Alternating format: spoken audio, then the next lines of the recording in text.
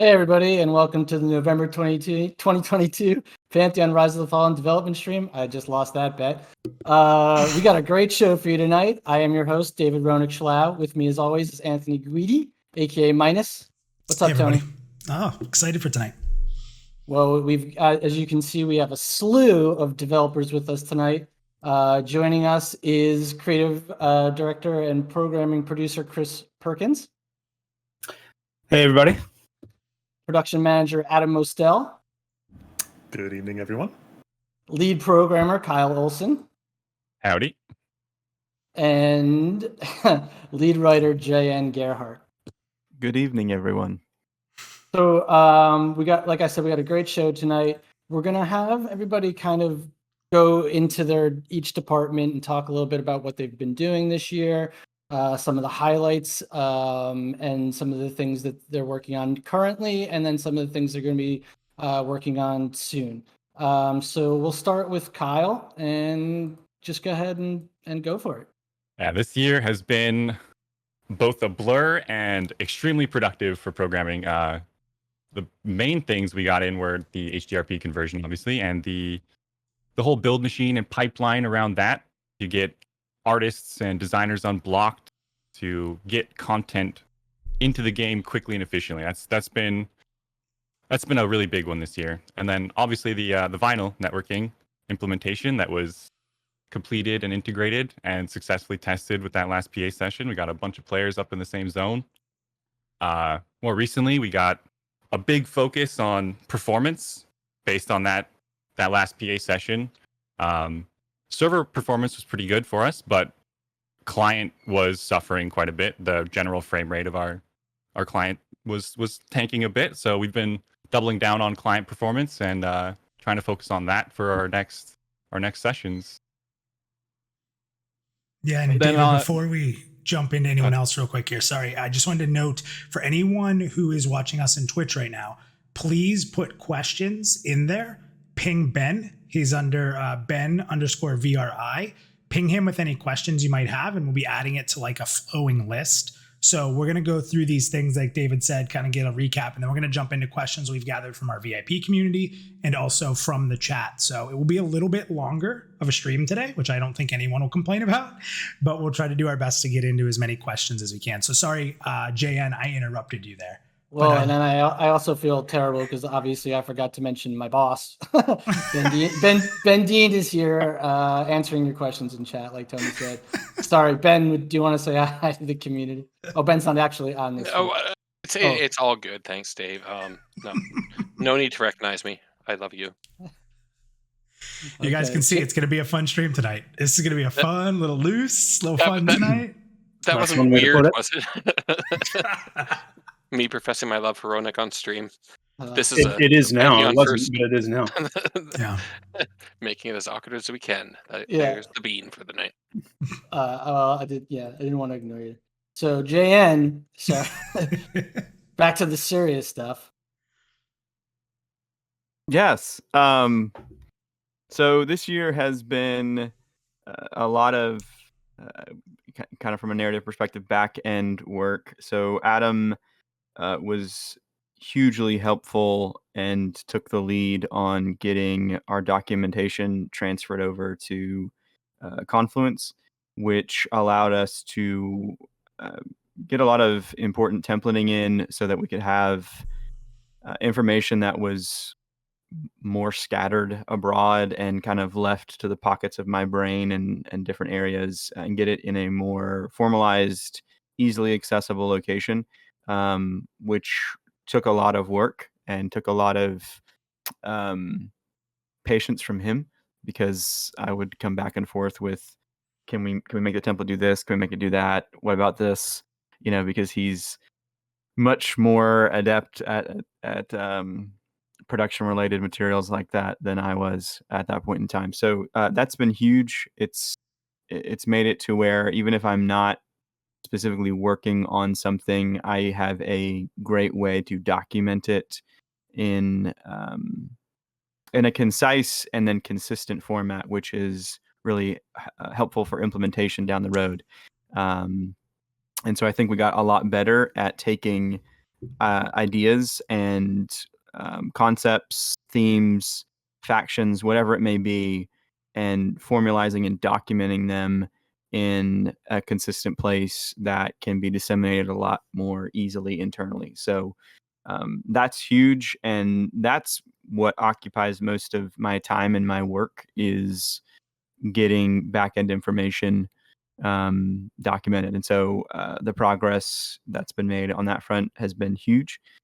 Of late, it's been a lot of integrating and working with the new artists that have come on board, making sure that what we've already done previously, either with Jared or previous artists that worked on the project, that we're keeping a consistent voice and theme, and that whatever narrative flavor that we've had, that's getting communicative all the way across the board. So yeah, for me, that's been my focus now, and also is going to be moving into the future as well. So I'm going to go off script for a second here, and I'm just going to ask you, Jan, a question. What has been your favorite piece of lore that you've done this year, that you've worked on? You definitely didn't prep me for this. It's like picking your favorite kid, right? It's hard. Well, I like my kids a lot more than my work. He really likes his kids, though. So Yes. Let me think. Man, that would be really hard. Some of the stuff with the Ascent in Wild's End, I'm really excited about what that portends throughout the world. So I would say that some of that's my favorite, and then some of the work that I've been able to do on Giants as well. I think they're getting a much fuller treatment than they have otherwise. So I would pick those two. awesome. All right, I'll try to stay on script because we'll see what happens if I don't. Yep. Adam, you want to talk a little bit about what you've been working on? Yeah. So this has been just a very busy year. It's really no secret at this point that combat has been a major focus for us, pretty much for the best part of this year. And so that incorporates not just, things like classes and abilities, but all the back-end formulas, all the events that are occurring. I was actually really glad to see that armor class kind of did what it needed to do in this last pre-alpha. I got a lot of really positive feedback about that, and just continuing to double down on those kinds of really important stat weights, meaningful choices. That's really the direction that we want to push. And so we're just continuing to push in that direction. But because of all those changes, that's also been extrapolated, throughout the rest of the design team elsewhere in the game world. So, we've seen changes to the populations in Thronefasts. We've seen changes to, what our rares are, what they're dropping, how vendors fit into the schema of how you are itemizing your character. So a lot of adjustments have been made there, a lot of data work, a lot of table work, a lot of very monotonous, data entry stuff that is so critical to the game, and just really have to give a shout out to Tyler, David, the entire design team for just getting through it, because it's a lot, and there's a lot still to be done there. We also have, of course, a very robust art team now. We made a number of really, really significant hires over the summer, and so I think everyone's been able to see the fruits of that labor throughout the year. We highlighted our new character models, or the beginnings of our new character models, over the summer. We've had a few more that have been completed since then, and I cannot wait for them to be shown, in part because it's the Dark Myr, and that's my race, but also because they just look so incredible. Some of the choices that we've been able to make there have really kind of pushed things that much further. Animations are coming along really nicely. Some really great concepts that, just kind of, we're keeping them in our back pocket, haven't shown everything yet, but we've teased them, over the past few streams, continuing to tease them out. And just honestly, it's been so energizing seeing the team grow and seeing the work that they've been able to bring to the table really blossom and bring the game further and further to life. Awesome. Mr. Perkins. Yes. What is it, Ronak? Please indulge us, Joppa. Oh, man. Well, everything everyone said is a big part of what I have loved seeing. There are so many things if anybody remembers the massive write-up that Taham did with the kind of the year in review, patch notes, and retrospective on all the work that's been done. I mean, it's I immediately was encouraging everyone on the team to spend time reading through it because it's so heartening and encouraging to see how much has been done, and even that doesn't encapsulate every little nook and cranny of the work that's been being done. So there's so many different things to point to. The things that are right off the top of my head, even just thinking chronologically, are the cave lighting that we've gotten in recently. So that's something that Kyle has been working on, and as you all know, darkness and kind of the immersive nature of darkness and lighting and things like that is something we really want to lead into. And now Kyle has set the system up to where when you enter into a cave, based on how deep into the cave you go, the light is going to get darker and darker until you're completely inside the cave and there's no light except for the light that you've brought in, torches or things like that. So it's a huge step forward for just the immersion factor of the game world and how immersive and kind of creepy the caves can feel once you start moving into it. I have to point to some of the flora that's been being worked on recently. One of our new artists, Esther, is just absolutely phenomenal at creating flora. And so some of the new grass that she's created and the new ground flora, the trees, you're going to start seeing a lot of that actual, concepted flora coming to life here very shortly. And the impact that it's having on the just the feel of the zones, the look of the zones is absolutely incredible. And for me personally, it's been a lot of being able to get into some world building again. A lot of people probably don't know that I do some of that. I'm not a modeler.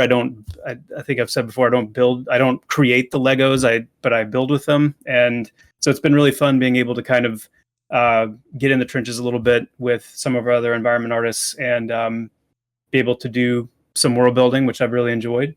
And with that comes, the joy of ideating a little bit with content and what NPCs exist here, and what's kind of the general context and story of this area. So it's fun to be able to kind of wade into that here and there. But yeah, I can't say enough about all the work that everybody's been doing, and can't wait for us to get our testers in there soon so they can start tearing it all up.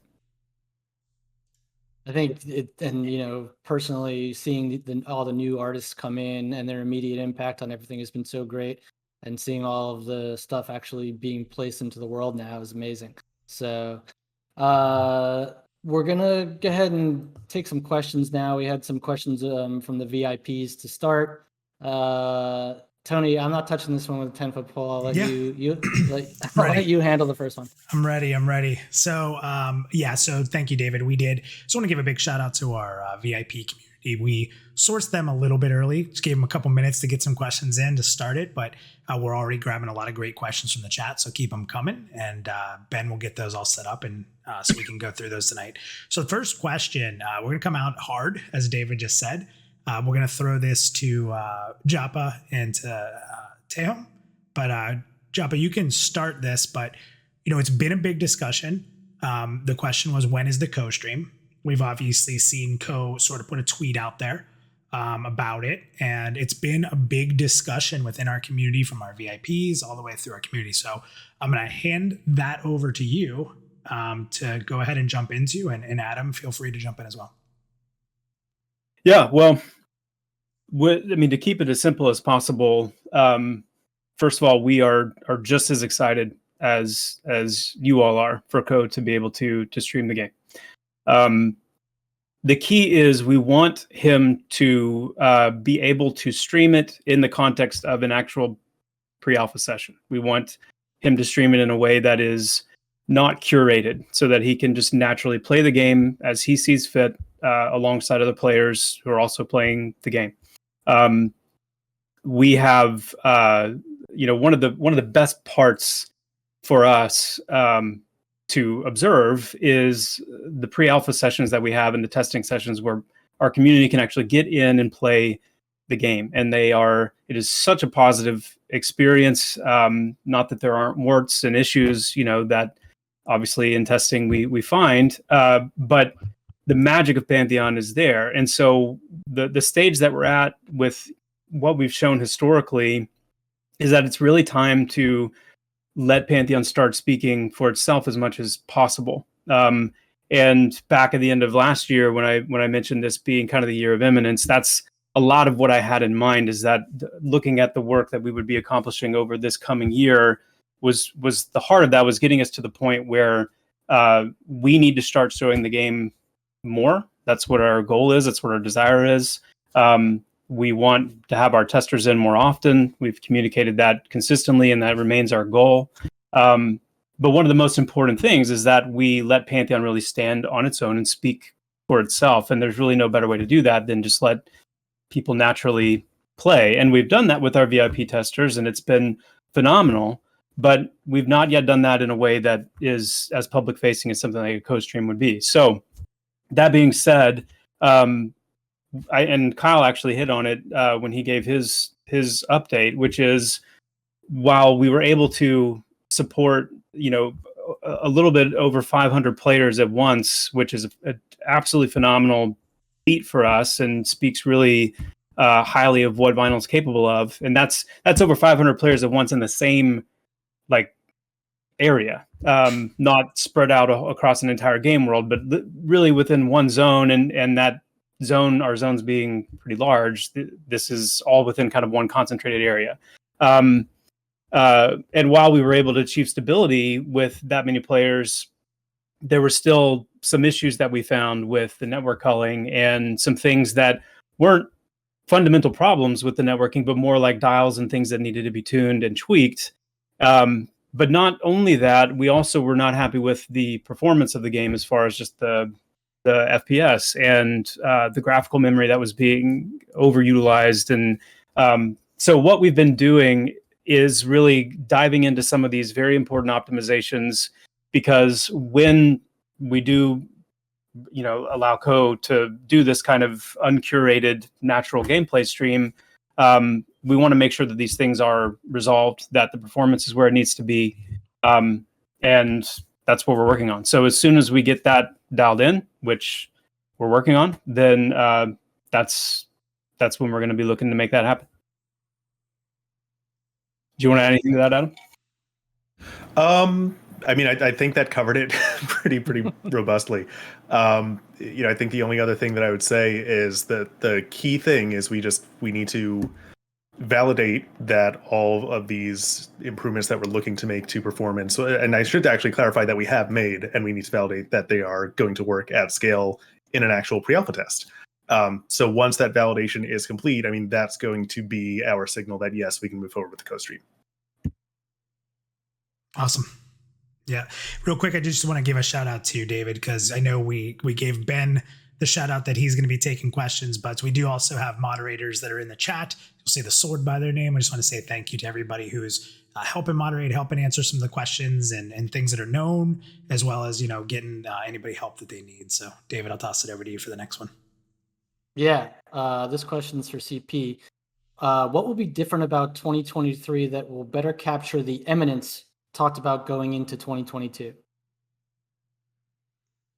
Well, kind of like I was just mentioning, one of the biggest goals that we have internally, other than our development milestones, is to reach the point where we are able to get our VIP testing community in more regularly. And I understand the last time that I talked about this, there was some frustration in response to those statements, because it made it sound like, we were kind of on the cusp of that starting to happen. And of course, it didn't happen immediately. And we've had one pre-alpha test, which was in September, and we're now getting close to getting to the point where we're ready to do the next one.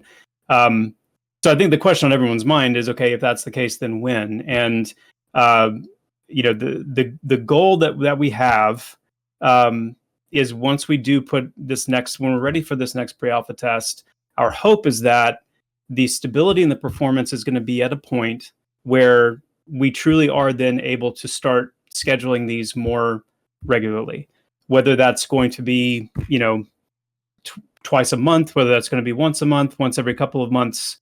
We will let you know when we know, but we really are getting to that point. And that's a big part of the imminence, because Pantheon being able to exist as, in that very rudimentary sense, a product, if you will. I mean, that's a big part of the value that comes with the VIP pledge, is access to the game. And so getting the game to the point where that access can be more consistent is one of the top priorities that we have right now. And we're close.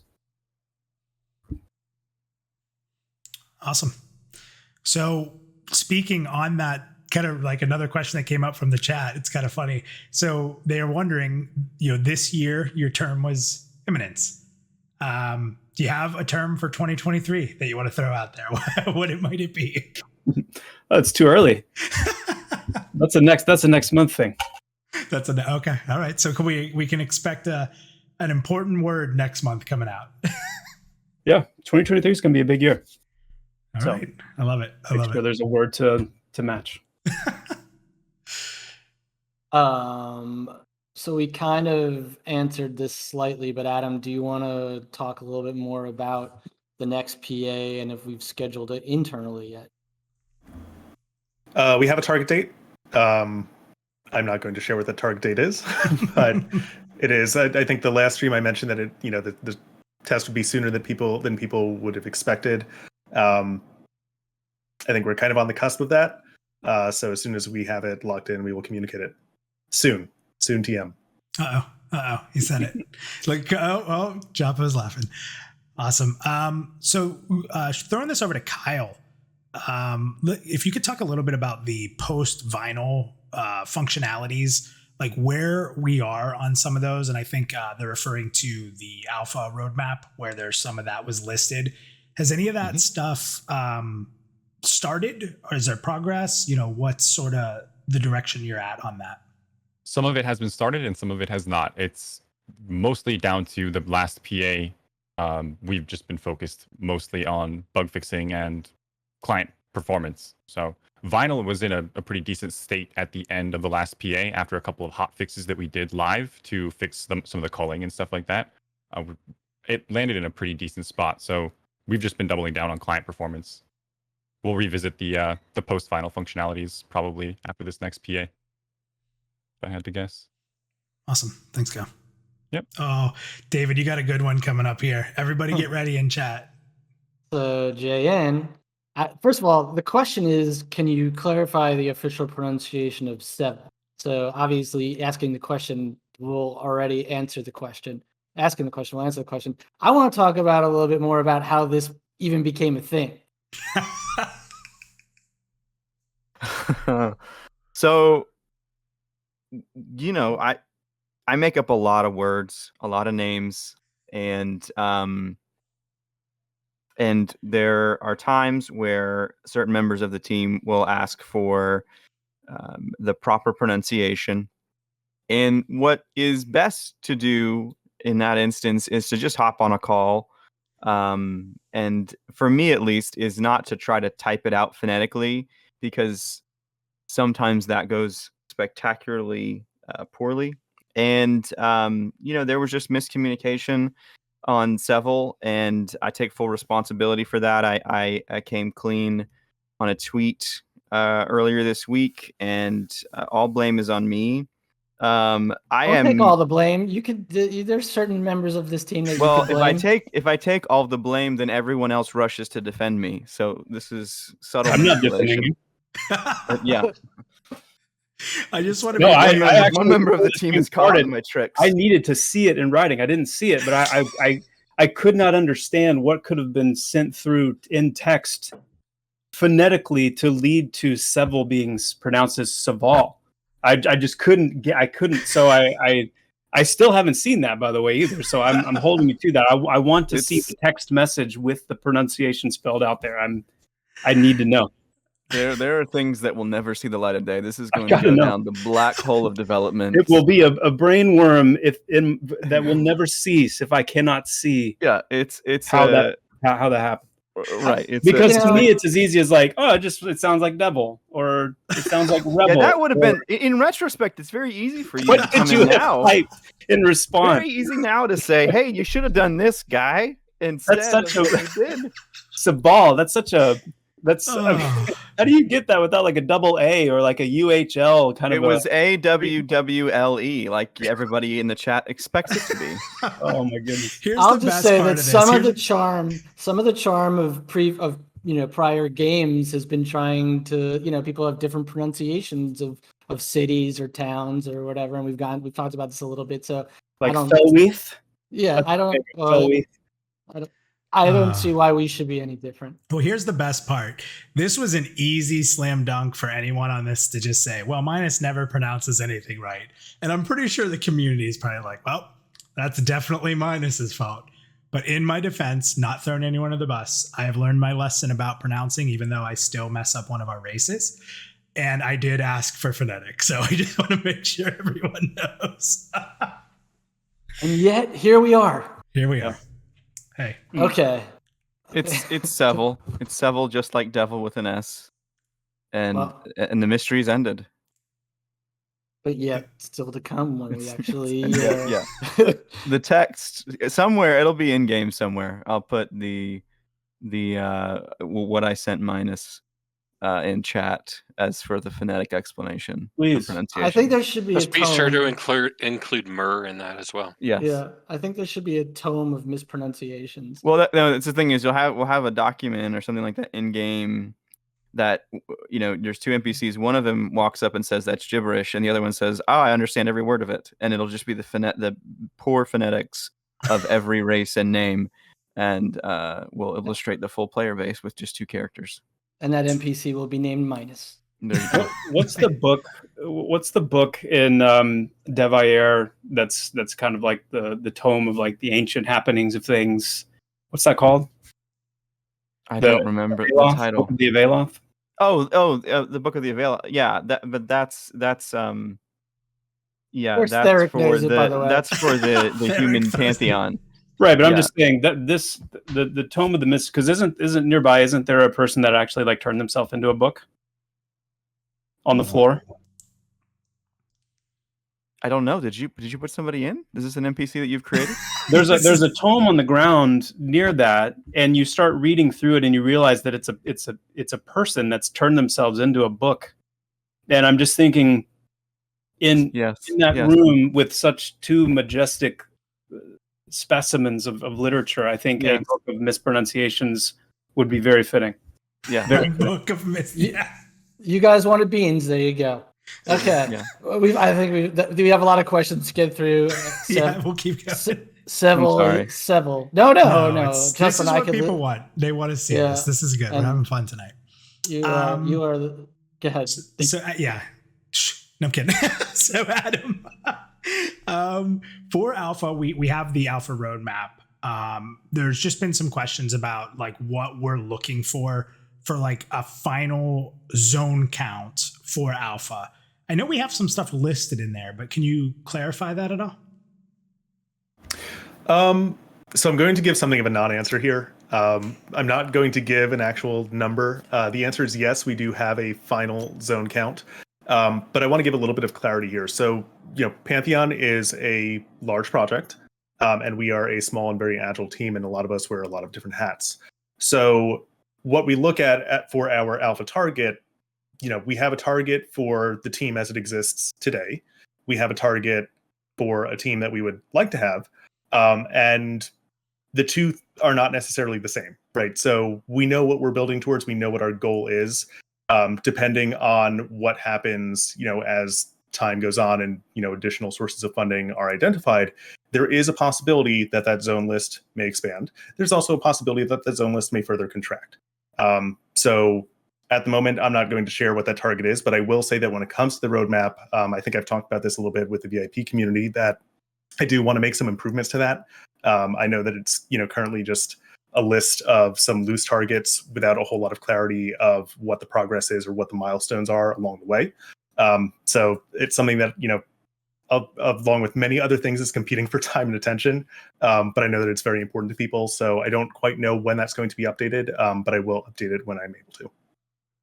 And I think that's a good opportunity to remind people that Pantheon is a crowdfunded game, and that if you want to see us reach these goals a little quicker, head on over to pantheonmmo.com and hit the pledge page. So this question will be, it can be for whoever really wants to answer it, but how much progress have you guys had with implementing the new character models in the game client? So we have the character models ready. They're technically in the client, but they have not been wired in to replace the existing models yet. And primarily that's just a competition for programming allocation. And as Kyle had mentioned, right now our emphasis is on performance and improving some of the responses out of pre-alpha. But it's on the list as soon as we can squeeze it in, which is pretty much after this next push. Awesome. Very cool to hear. Okay, so this is sort of for Kyle or Adam, but when we're talking about that last PA session, how has that helped, or how much has that helped in developing or evolving Vinyl in becoming that, and obviously it is the solution for our game. But what was really gathered from that? Like, take us into that moment, especially Kyle, you've spent so much time on Vinyl. Take us into that moment on seeing it go, the hot fixes, and like where you left that. Yeah, I was very happy with the last PA actually. Having that many people in the same area is tough on a modern engine, let alone, Unity, where we're locked in. So the hotfixes that we got in were really all that was needed to stabilize things as far as I'm concerned. The library performed exceptionally well for what we were throwing at it. We haven't really had to focus on Vinyl since then, specifically. But there's been a few additions here and there for NPC updates that we did, and how we allow NPCs to go to sleep when nobody is around. We sort of randomized that a bit, so you can't just walk away from an NPC and walk back up to them and expect them to be in the same spot anymore, stuff like that. So there's been some small little gameplay specific changes that we've made to Vinyl, but at its core, it held up very, very well. It's really just gameplay features that we need to implement on top of it now, not so much the library itself. Yeah, that's great to hear. I think community definitely might be a little interested in that. This question's for JN.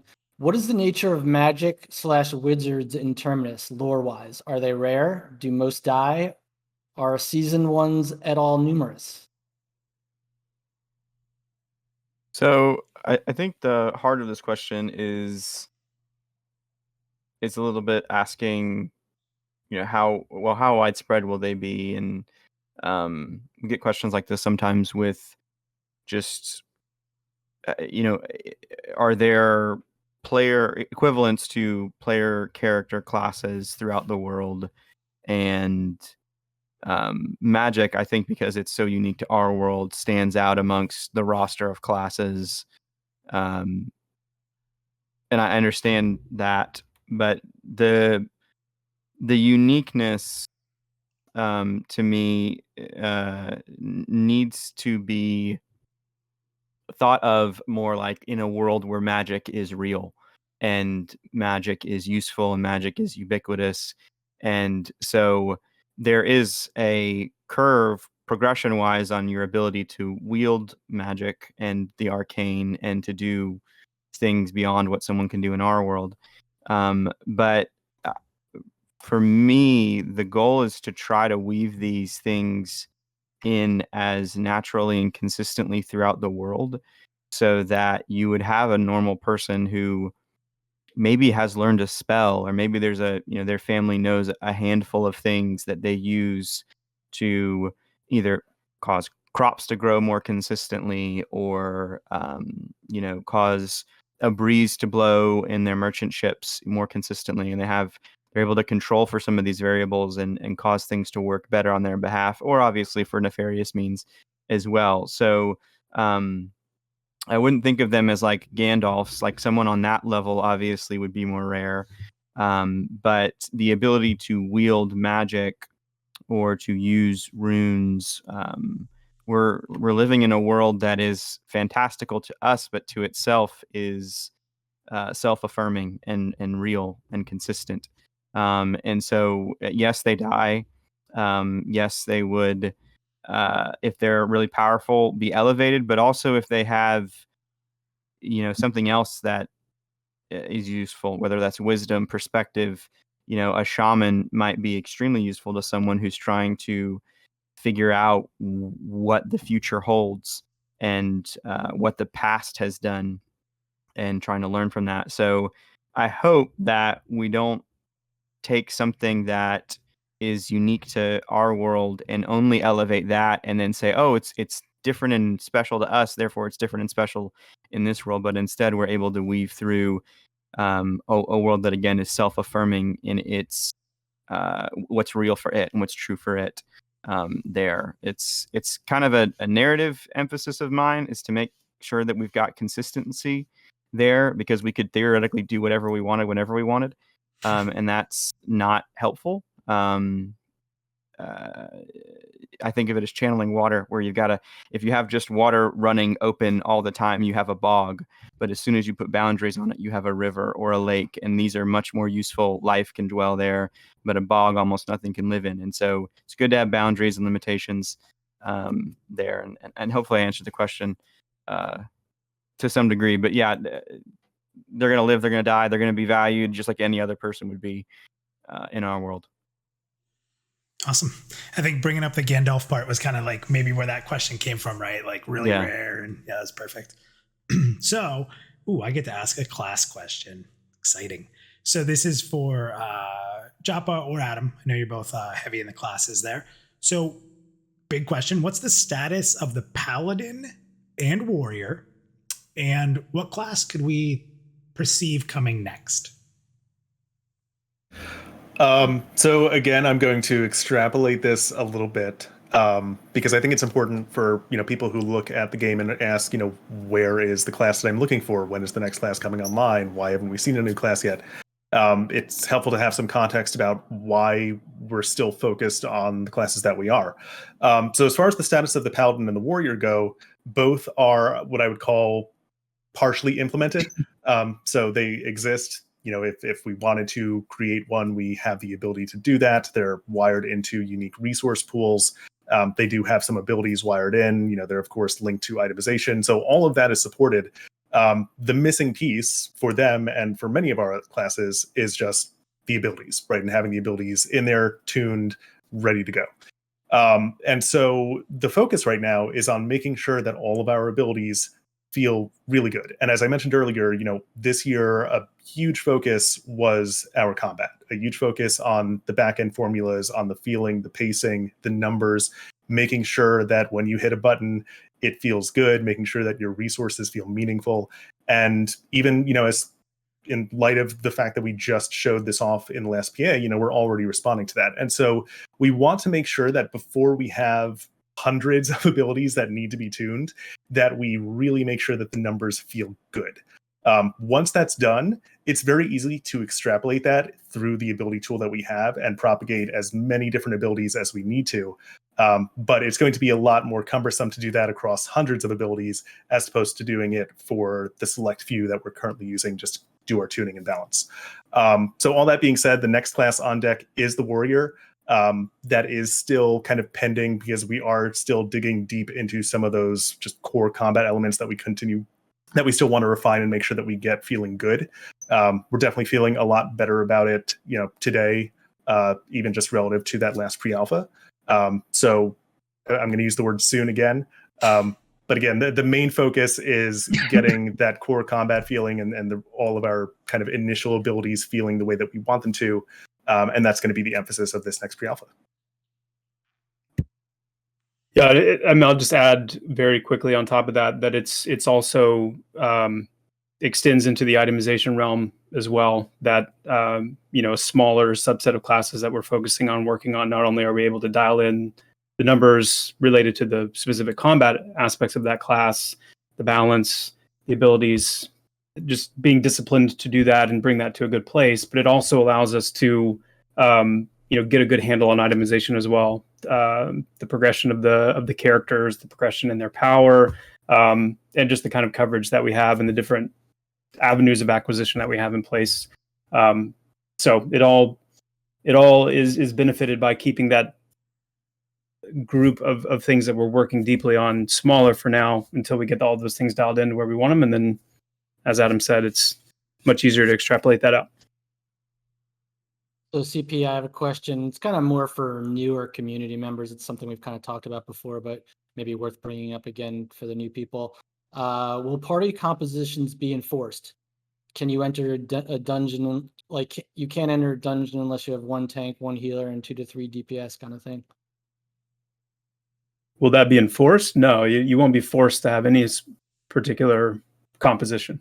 In fact, that's our hope, is to see a lot of creative decisions being made and, you know, how you attempt to tackle different forms of content. But yeah, never forcing any kind of composition like that.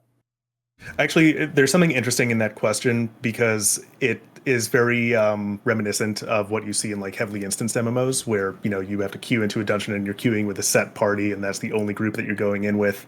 And so you have that specific spread of roles. And so I just want to take this moment too to highlight that one of the really fundamental things that we did, you know, as part of these combat updates that I'm continuing to talk about, is we looked back to those classic MMOs, you know, to the EverQuests and the Final Fantasy 11s, the Anarchy Onlines of the gaming world.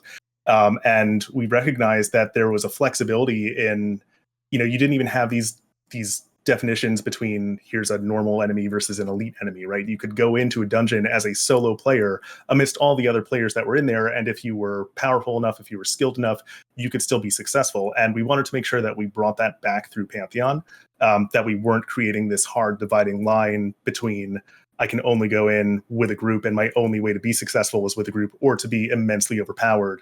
But give people the opportunity to, you know, sneak their way in, find a good camp, figure out, you know, can I solo this thing? Can I chase this rare item without needing to rely on others? So I'm I'm excited about it. It makes me tingly. Yeah, it's an exciting thing. Sure. It's well said. I love that. Kyle, going back to you. So we've talked a lot about the PA test, and we know we had Throne Fast running. We talked about having all those people in one area. So some of our community in the VIP were wondering, when we do add more zones that and players spread out or more people come in, what effect does having more zones have on the stability versus, since we're now, you know, there's not going to be zone lines, we're going to be a free open world. Does that make any difference to the performance?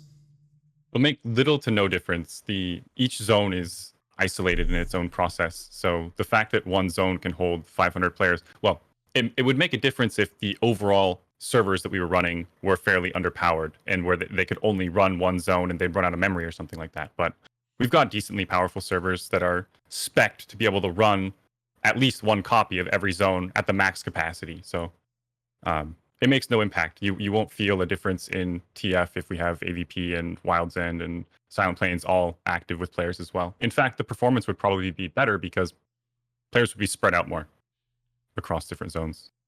So there was more of a worst case scenario in this last PA, and it handled it swimmingly well. That's awesome. Thank you, sir. Yep. I'm going to start shouting out some names here as we ask these questions. Nagasaki 53 wants to know, why exactly should a group take a monk as a member? What will their desirable class defining ability be for a group? Oh, I love, Chris, you're laughing already. You're smiling. I love it. Yeah, I just love questions like this because, I mean, on some level, like we could answer them, but it's going to come down to really how the player base ultimately decides those kinds of things. I don't know that anyone, I mean, you look at a game like EverQuest, and I don't know that anyone design-wise set out to say, like, this is what I want monks to always be known as. This is why I want this class to always be taken. It was the exploration that players did over time and how these things kind of naturally played out. So yeah, while there are iconic abilities and things that certain classes are going to be capable of, even the way those things are utilized, I would not say that we would be able to account for all of that. And so how classes end up becoming valued and what they end up becoming valued for, and even how that evolves over time with the work that we continue to do on these classes. change. So, I mean, I'd love for Adam to take a moment to speak to this if he has any specific thoughts. But it's just one of those questions that it's difficult to answer, especially when we're talking about a specific class right now and what they will be known and valued for. I see that being a very moving, fluid, wonderfully fluid target. Yeah, I mean, it's that really just hits the spirit of it.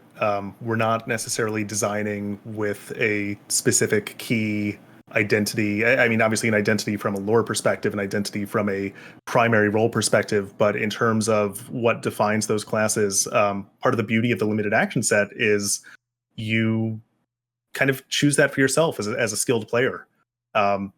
It could be that you as a player, your class defining ability is the fact that you know how to use a skill in a way that no one else does. And as Chris just mentioned, there's these opportunities for players to create their own meta, to identify the uniqueness of these classes for themselves. And for those, I actually just saw it mentioned in chat. For those who don't know, Final Fantasy XI had a ninja class that really was not intended to be a tank in any way, and yet became like the de facto tank because of its ability to stack its shadows and avoid damage. And it was just, completely different from what was intended. And yet, once that was identified, that became such a core part of the identity that it was leaned into. And we would love to see that. And, I'm going to throw a shout out to Kilson, who's in the chat helping out as well. But, it's funny that you guys say that, because even before I joined the team, I played a rogue much different than Kilson likes to play a rogue. Kilson loves to do damage, and he's looking at his numbers and trying to maximize his output. And here's me sneaking around, trying to stay stealth and trying to CC and control. I mean, we've seen that in just where we were then. So I think that naturalness is awesome. It creates the game world, right? It's awesome. Okay, so from Bronson, for Adam, what new zones are the environmental artists currently working on? It's going to be a little bit of a disappointing answer because it's not a new zone, but we have actually consolidated our artists back into the Thronefast AVP area. And there's still, work to be done, but just honestly, it's amusing to me as I'm watching the video of our old, I say old now, our original HDRP stream, and knowing how far it's come since then, even until the last pre-alpha. And now, just in the past month, how far it's come from really focusing all of our artists into that region. So the plan right now is to have our artists remain focused in Thronefast and AVP, finalize those areas, and then we have a list of zones to come after that. And now I'm actually thinking to myself, what is on that list? I don't recall off the top of my head. I want to say Silent Plains. I think we're gonna weave away from Wild's End for a little bit to work our way back down the continent. It is. Yeah. I'm glad that you have that in front of you, because I am drawing a blank. Yep.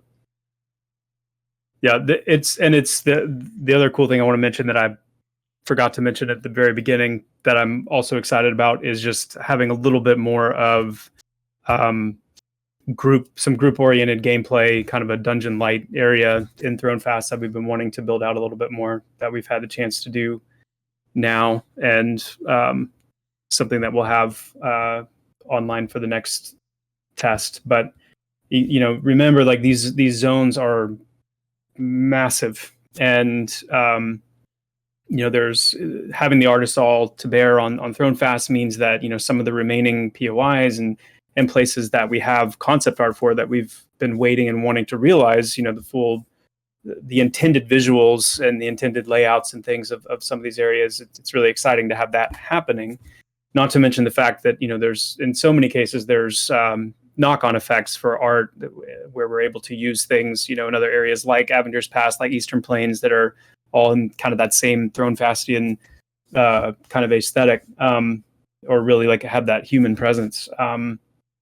But it's also being able to realize some of these content areas as well, that are going to continue to make a really big difference in these zones and just give these zones much more life, and longevity for players. So, yeah.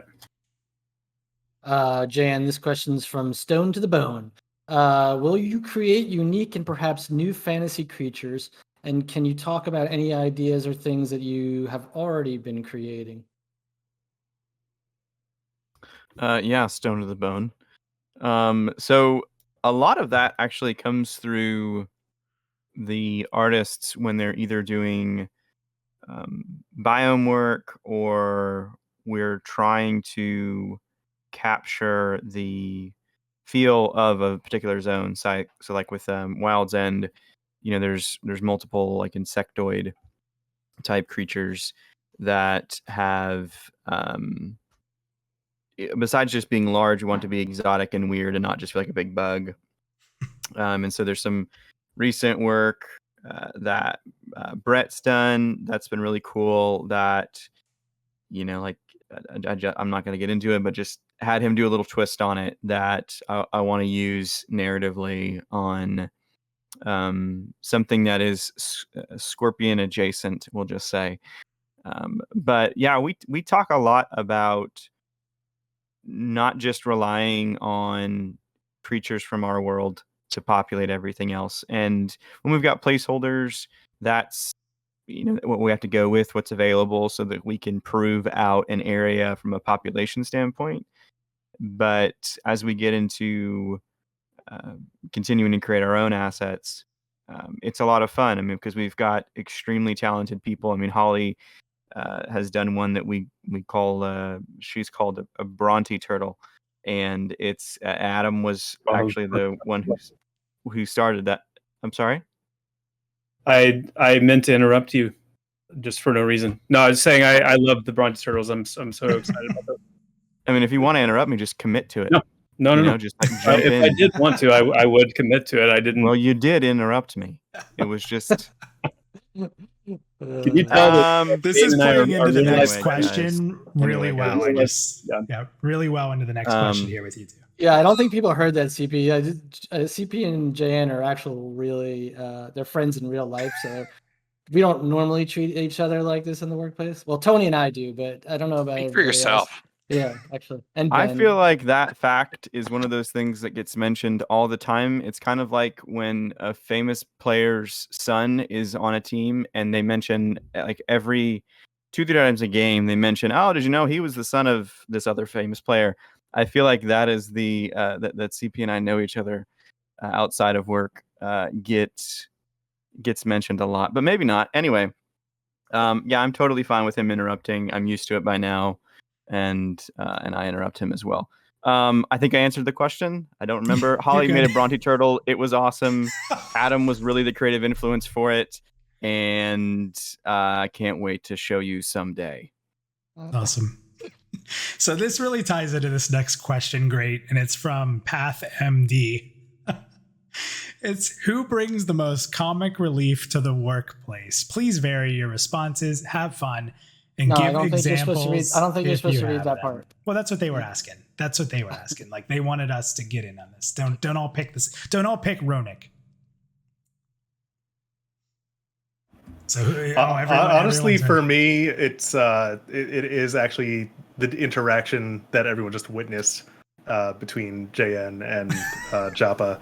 I have the fortunate opportunity to sit on narrative design calls with them, so I get to hear this a lot on a weekly basis, and it is a highlight for me. So they get my vote. Amazing how much we hold back to, I would say. Oh my gosh. I could be right. I could be wrong, but I feel like there's this just brimming engine of dry banter that is just right there waiting to just burst out every time. I mean, right now, like I could have gone with him on that last exchange for like 30 minutes.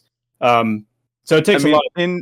In social settings, our wives have individually said to us, you have to have normal conversations with other people because it excludes other people when you just basically bat a banter ball back and forth all night. It's impolite. Stop it. And so I don't know if it's funny or not. I enjoy it. I enjoy it. It's cathartic and it's hilarious. Yeah, that makes me feel good. I'm better at it. Secretly, the rest of the team, when the expose on the game and the company comes out, I'm sure it will be a lot of unflattering words used. But we have fun. I have two. That one's probably you'd expect, and one's a little surprising. So I think Jared is hilarious. He's just like so dry and like he's so sincere about the humor that when he says it, I think sometimes he doesn't even realize how funny he is. He's just so witty and his just the details in which he goes and he cracks me up all the time. The other one is a little surprising. Rowan is hilarious. He'll like every once in a while he'll throw in like he's kind of like one of those players that like they don't come to the plate often, but when they do, they hit a home run every time. And he's kind of he's that way. He'll stealthily throw in a funny joke here or there.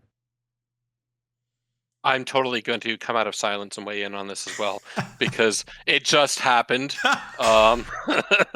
So for those of you who don't know, this is Ben. I'm sitting in the background. I'm weighing up the questions. I'm sort of lining them up. And I put a note in here and I said, guys, can you please vary your responses and have fun? But Tony just read straight through it. And I love it. So Tony gets my award for the night.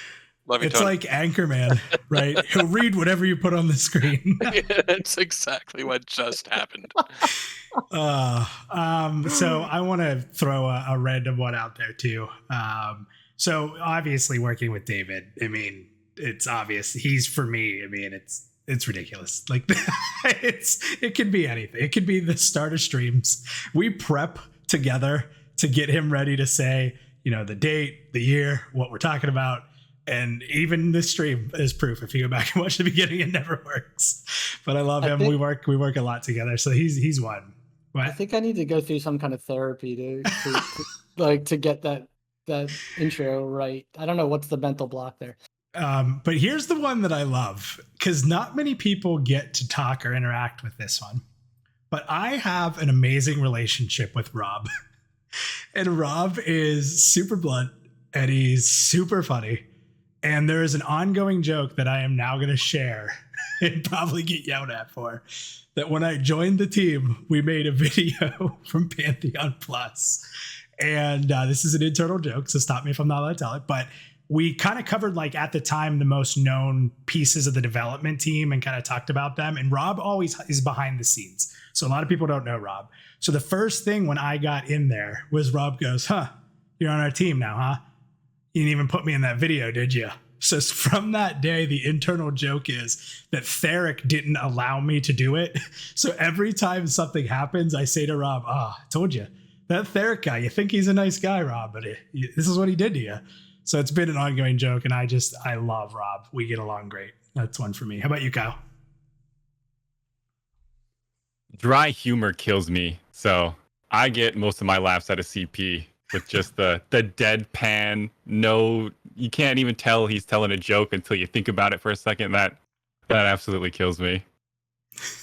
That sounds pretty funny. Chris, didn't you just recently talk about how you want to do like a dad joke, no laugh contest with the team too? So. Yeah, because I've done a couple and I've won both of them that I've done. So I just feel like it's natural to take it to the next level.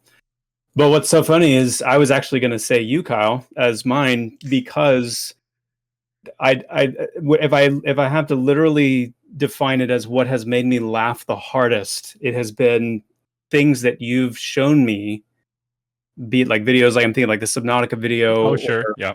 Some other things that, and then the laughing that we do together because it's just this genuine, deep bellied laughing at these things. And then some of the conversations that spin off of that have been really funny to me.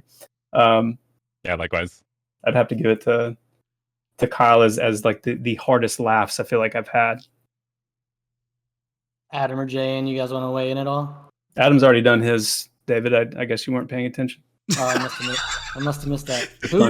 We just unlocked Chris to now do this the rest of the stream. Okay, yeah.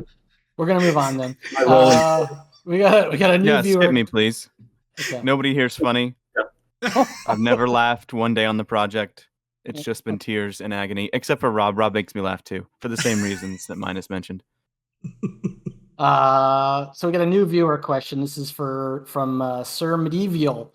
Are there that was a minus Why would you do pronunciation? that to That's him? actually the real way you spell it. That's not misspelled. I know. I'm just playing around. Oh, was that a joke? Okay. So you didn't actually mean to pronounce it that way? No, I did. I'm just having fun here.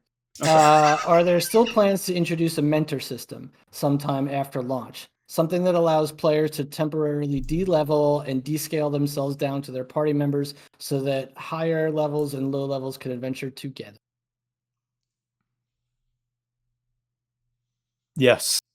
I don't like questions where I can't give more details. I know I've had this discussion with Adam before as well. I think at least once, if not multiple times. And I know it's something that he also finds important and sees value in. So, yeah, I mean, it's definitely on our radar for sure. When it will actually be seen is something we can't answer just yet. Awesome. So I think it's funny people are starting to phonetically spell out how Ronick said Sir Medieval, and it's looking a lot like Seville Manor and how that all started. So we're cycling right back. So for this is great. I love this. So for Adam, so it's been a while since we've really learned some updates on crafting and how it's been developing. Do we have some progress to talk about in any of those categories, in any of the crafting categories? Yeah, so this is another one of those things that comes down to programmer allocation, unfortunately. So the bad news is that we have not had as much opportunity to focus on that as we would, of course, like. Poor David Beach, Neff, for those who are familiar, has been waiting very patiently, I should add, to get the additional support that he needs to continue wiring in crafting to the fullest extent. The good news is that is slotted between next week and the week after to begin. And by the way, that was from KethChem. Want to make sure you give him a shout out. CP, Big Badass 1, not 2, Big Badass 1 wants to know, will the game be based around the casual and hardcore gameplay to fit all play styles as far as getting metas done to accomplish achievements and attainable shiny items, etc.? Can you run that by me one more time? Yeah. Will the game be based around the casual and hardcore gameplay to fit all play styles as far as getting, I think they're asking, like, will the game, fit all play styles in order to accomplish achievements and Can get you play hardcore and casually, I guess? Yeah. Yeah, and I think as well, like, can both of those types of players get some of the cool items in particular? Yeah, well, I mean, this sounds like a question, first of all, that only a big badass would ask. So I appreciate that.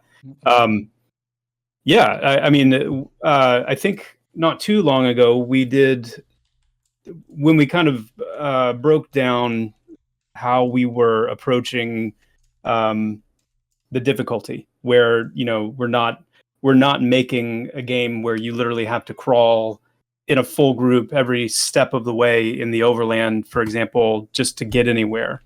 We had a few iterations like that, and it's not fun. And so what we've done over time is we've made several really significant strides towards creating a kind of game world where there's plenty of opportunity and plenty of content that players can casual seems to be kind of a bad word, I guess, but when I say casual, I'm thinking more like all of my like neural synapses and my stabilizer muscles and every part of my being, it has to be like full sail, full send focused on what I'm doing, or I'm dead.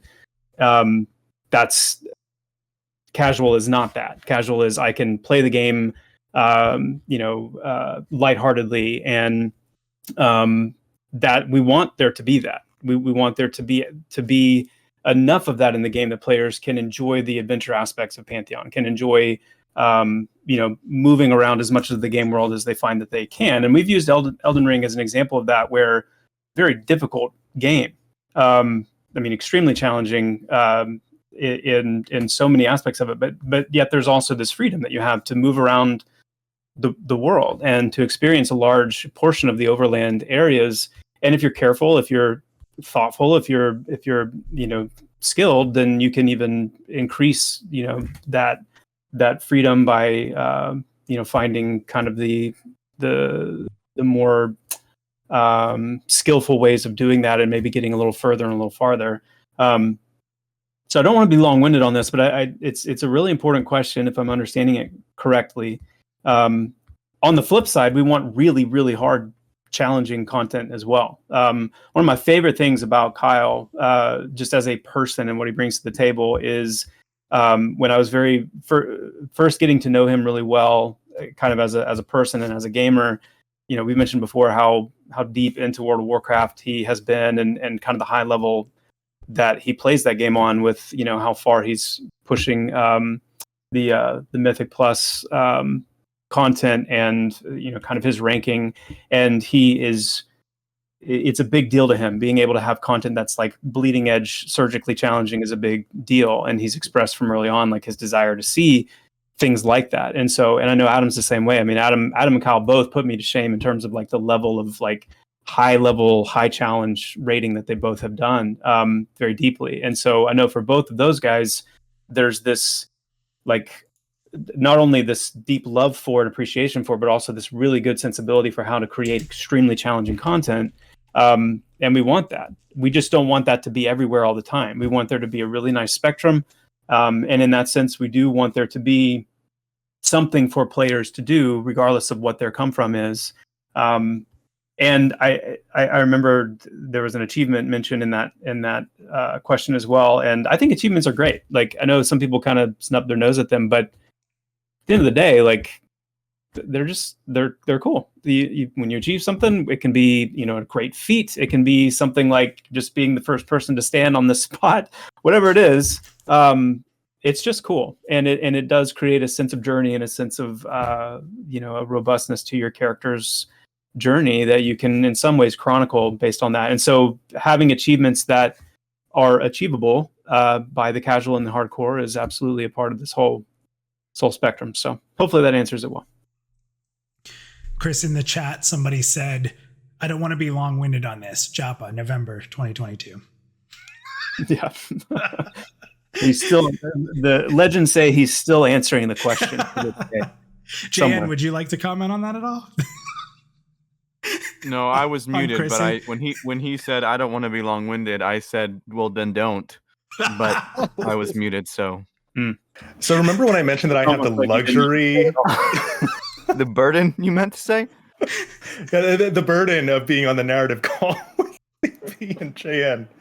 I mean, we can go back to the bog and the river analogy if you want. I thought that was written just for you. I pulled that out. I was sitting there at the precipice, and I said, should I go there or not? And I did.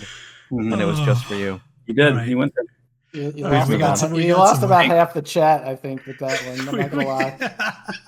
David's still trying to figure out how to pronounce medieval. No, the chat was very clear. I have no idea what that meant, and that's fine. All right. So the next question here is from ArcSun77. Can we talk a little bit? I think we dropped a little bit of beans. I can't remember when. It's been recently. About character customization. I think it was with when we were talking to it was the Tara stream. In Tara, yeah. So from customer character customization, what kind of depth will we have in that from like a body customization or face customization? Body's still kind of on the table right now. I don't know. We kind of have to explore how it looks when we enter. Like, everything is staged to be morphed, so we have the ability to do that morphing. Dwarf's done a phenomenal job setting everything up with the rigging.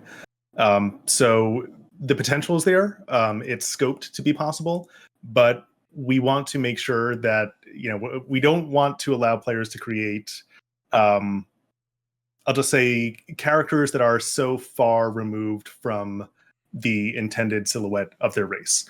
So we're not looking at preset body types. I don't think that's on the table at all. But we are looking at some constrained sliders. Certainly in the face, that's definitely expected. I wouldn't expect some of the more expansive degrees of customization that some more recent MMORPGs have offered. I think we're focused more on the big picture aesthetics.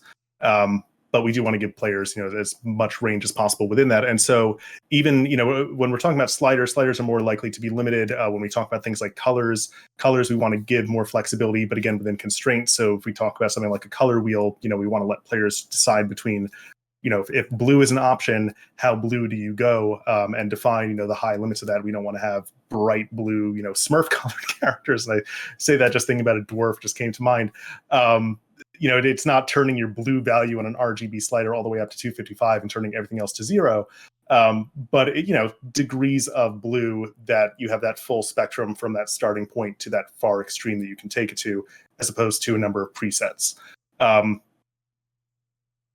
And then a few different attachment points that we're also discussing as well. So things to customize, what kind of ears do you have? Do you have cheek spikes? Do you have, I was going to say horns, then I just remembered our scar technically. Justin, remind me, we don't call them horns. They're like functionally similar to their ears, but I'm blanking on the exact they terminology function now. as ear. They're more like ear, well, bones really than horns. But yeah, I appreciate that. But yes, they're not technically horns.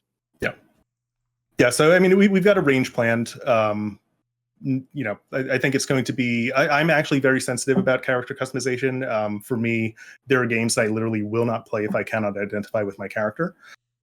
So it's very near and dear to my heart to make sure that it's robust.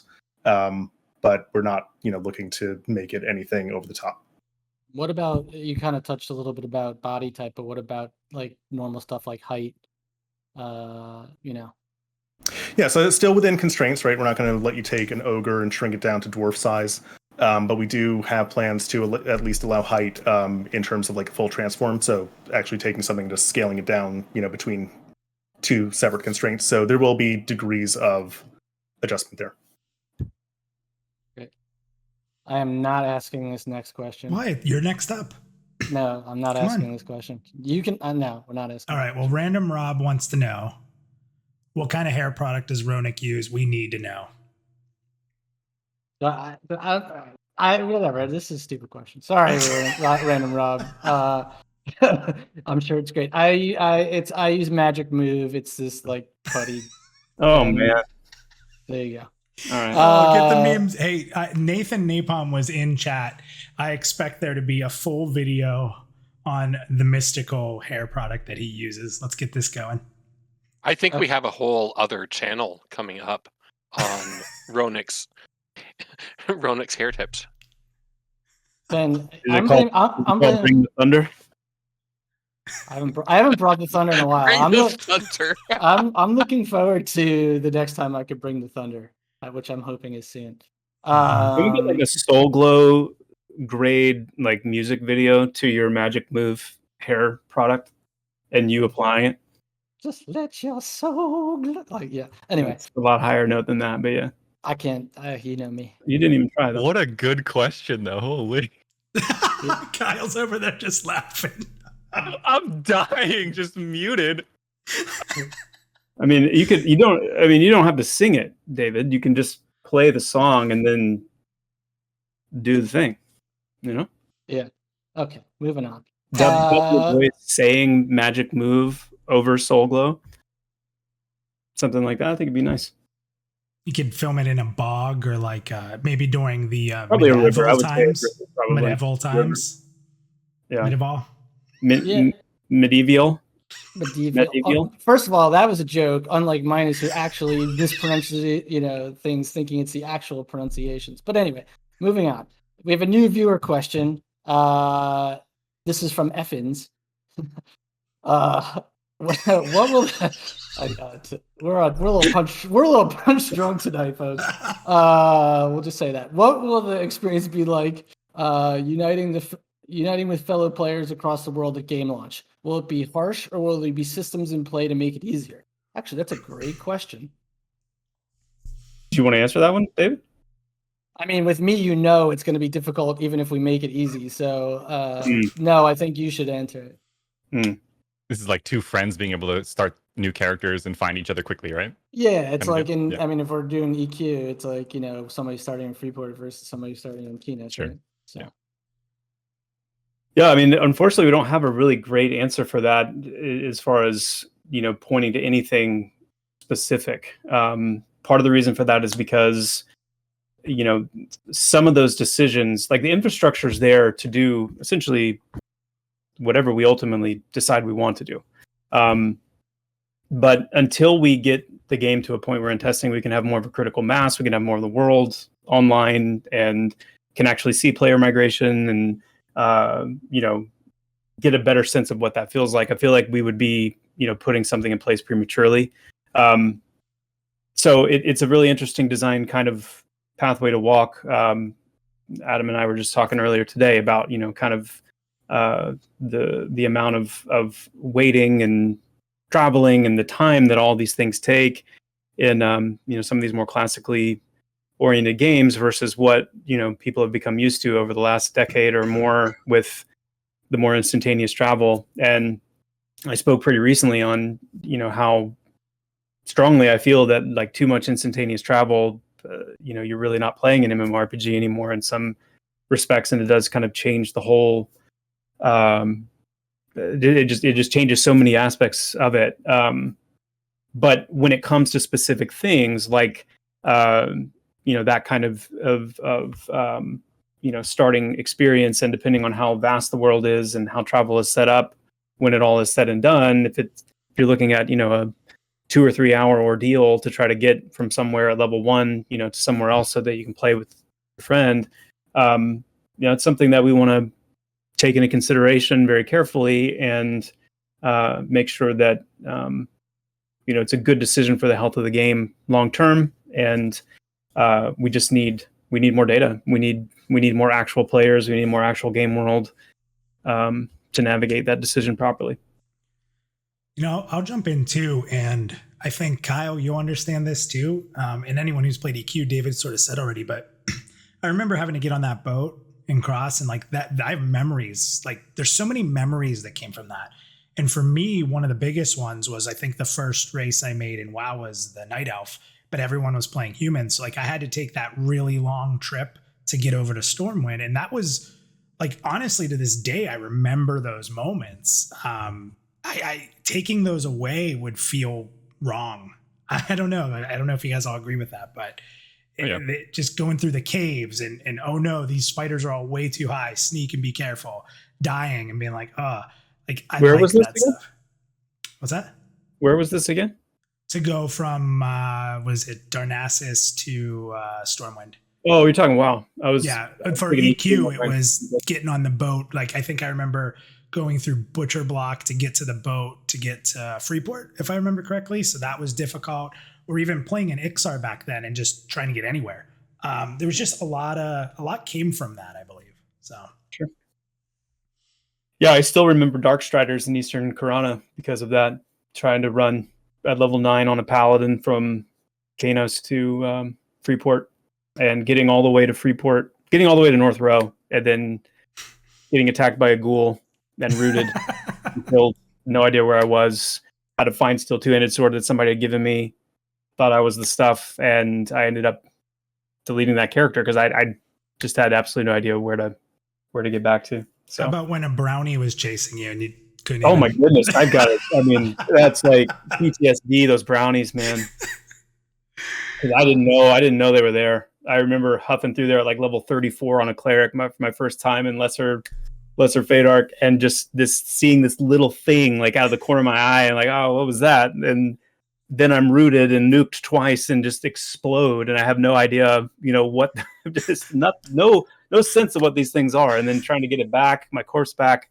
And I had like, this was back in the day, so I mean, I had like vendor bought plate mail legs and boots and arms, and I had like a bloodstained tunic, so I had that really cool human plate with like the red bloodstained tunic vibe and look. I mean, I was feeling pretty good about myself, and then this brownie just obliterates me, and oh my gosh. I think you can't, like, if you cut down travel too much, you lose a lot of those stories. And I think that I said this earlier in our Discord is conflict creates a lot of the best stories. At the moment you're frustrated, but when you look back at it, it's their memories. So one of the things that flying mounts completely obliterates too. Mm-hmm.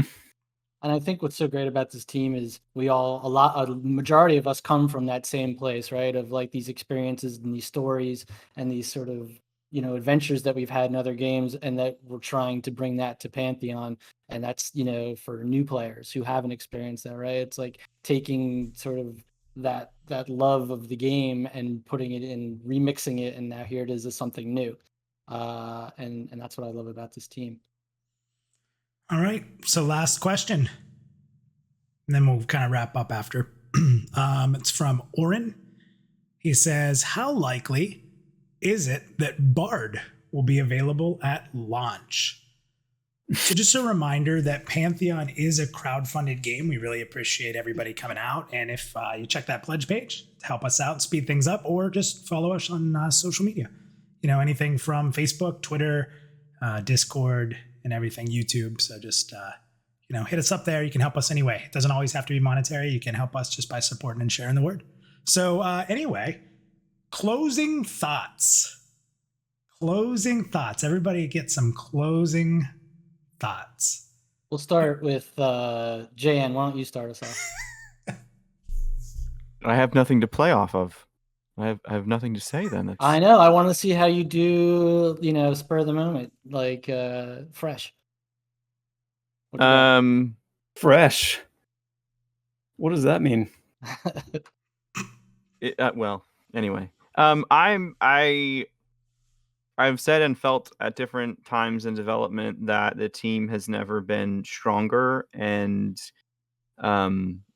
more pointed with speed and capability in the right direction. But I think the team that we have right now, from top to bottom, has a really great combination of incredible talent, has unified direction and leadership, and an incredible amount of passion. So my favorite thing is logging on to the game and seeing what's new. It's getting sent different pieces of art that have come along, and just the volume of it now that's happening and the rate at which iteration is happening is faster than ever. And so it's exciting. It can be overwhelming, but it's exciting to see that. And so I've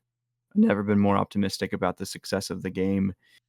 And honestly, there's too many people to list why that's happening, but a lot of it does have to do with the work that CP and Adam have done, the unity that they have, and then the work that everybody who's on this stream has done. I mean, I get a little window into what Kyle and Rob do on a daily, and Steve and so many others on the programming side of the team, and it's just phenomenal, the turnaround time, whether it's features, whether it's improvements. It's just amazing to me how many leaps this game has taken recently, and then I also know what that's building to in the near future. So I'm extremely excited. I'm extremely positive, and I look forward to every day. So that was me flat-footed with nothing witty or funny to say, and hopefully it made more sense than bog and water analogies. It did. Kyle? Oh yeah. Man, I just got to say, Steve coming on the team this last year has enabled the programming team to focus a lot better on specific things. Before he was here, Rob would be on tools, let's say, and I'd be doing big gameplay feature, then bouncing to bugs and back to a gameplay feature, and then back to a bug. And it was hard to stay focused on something because you're just wearing too many hats, having to bounce around.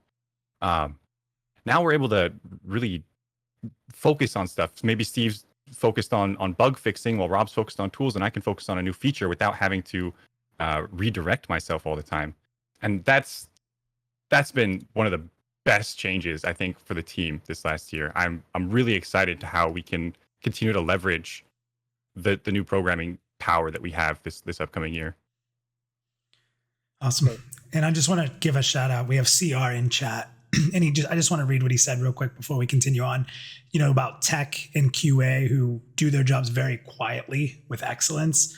I just want to give a huge shout out to Kim and her team. The meticulous nature of their work is mind blowing to me.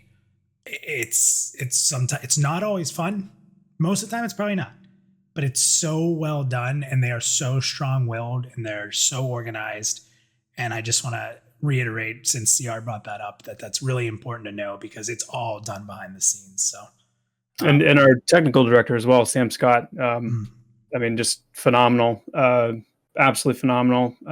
He has headed up and shouldered some very significant operational changes over the years that could have been an absolute dumpster fire mess that were the exact opposite because of how well he plans these things out, lays these things out, communicates protocol, and we are very blessed. We are very blessed with some very, very important and talented key people in very key roles. Kim and Sam being some of those, and then of course the teams that they represent.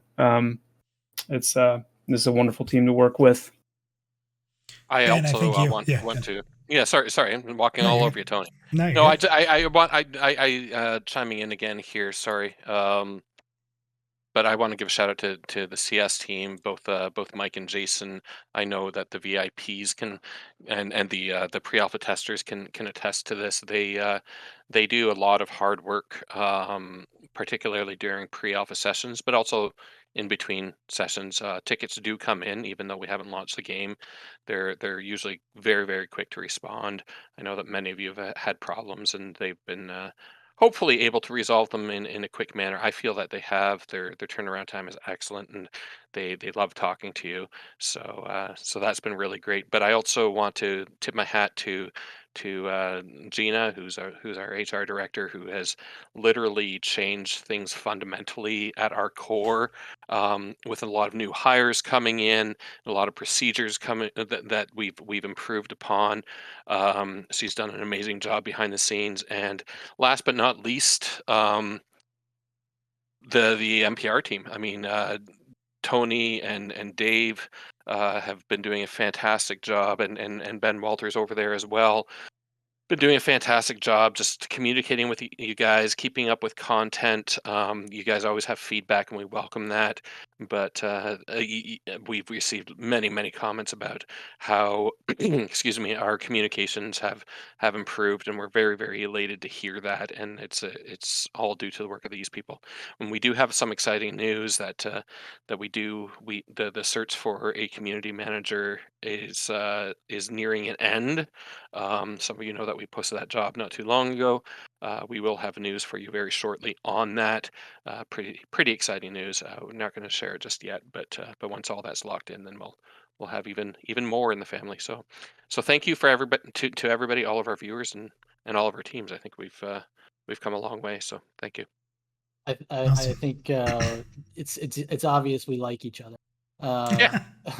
So Could wrap that Adam, up that way. Wait, Yep. hold on. Yeah. but We have to go to Adam next, because I'm sure I CP just is not said- going to I have just much. said Adam. But there's a reason. CP Oh. probably doesn't have a lot to say, so we can let him just close it up real quick and succinct. So I don't we'll want to go be Adam long-winded. first. Yeah, that's what I figured. And it's November 2021. Actually, I don't want to be long-winded. That's when that quote's from. Still don't. Okay, Adam. Sorry. Go That's ahead. when we hold up the SpongeBob card 1 year later. So, yeah, I mean, honestly, so many people have already said everything that I really could think to say. Everyone on this team is so phenomenal. I think one of the greatest joys of being here is the fact that people are here because they have a joy and a passion for the work that they're doing, and the work on this project in particular, and the way that they're able to apply that to what they're doing and elevate their craft. Really put their best foot forward, put their energy forward. Poor Kyle, who's pulled so many late nights with me, and I cannot thank him enough for it. And not because anyone said you had to, right? But because we just wanted to make this thing as good as we possibly could in the time that we had to do it. And just the way that energy bleeds through day to day just makes it such a joy to be part of this project. And I'm so grateful for every single person, whether it's the roles that are front and center or the roles that are quiet behind the scene. Everyone is integral. Everyone brings their best. And this year, I mean, we've really seen that make a difference. We've really seen that concurrency come together. We've seen it in a lot of ways that we have yet to show people, but that are just so exciting and energizing. And it's just been an amazing year. GP, you want to close this out? All right. It's all you, boss man. Mr. Japa. What do you call you? Mr. Chris Perkins? Mr. Perkins. It's all you, Mr. Perkins. Just Mr. Perkins. Any of those will work. Any of those will work. I'm usually the one gushing, I guess, and I don't feel the need to do that as much tonight. I really appreciate everything everyone said. And I guess I just want to. I'm trying to let it land on me because it's not an insignificant thing to be able to work on something that you are passionate about. I was thinking before this stream, this is hard. It's hard work. It's incredibly fun, and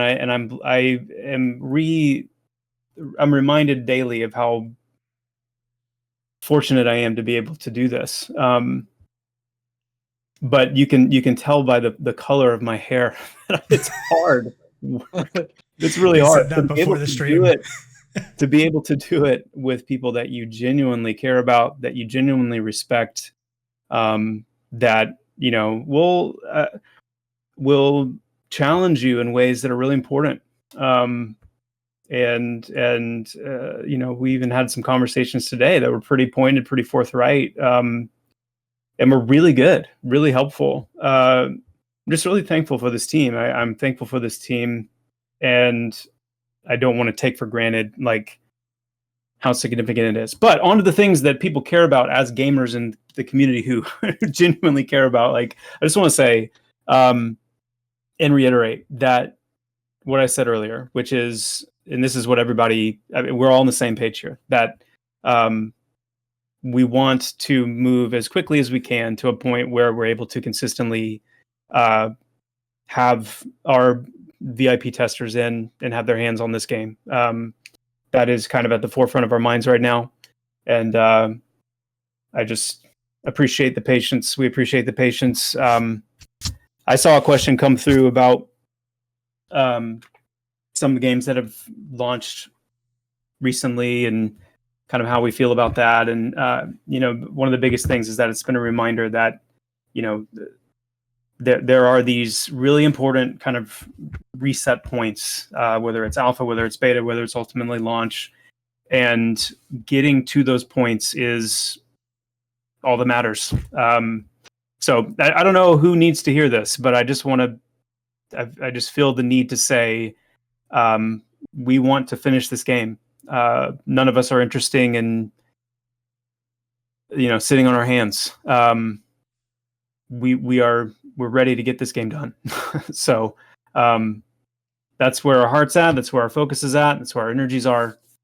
Thank you for hanging in there with us. Thank you for the continued support and the patience. And onward and upward. Couldn't be said any better. Everybody have a great night. Thanks for sticking late with us tonight. We hope you enjoyed it. And we'll see you with Parting the Veil next week. Take care, everybody. Thanks all. Good night, everyone. And thank you guys for joining us tonight. Thank you for putting that in at the very end, Ronik, right as we were about to all leave. Thank you for thanking Ronik. You're welcome.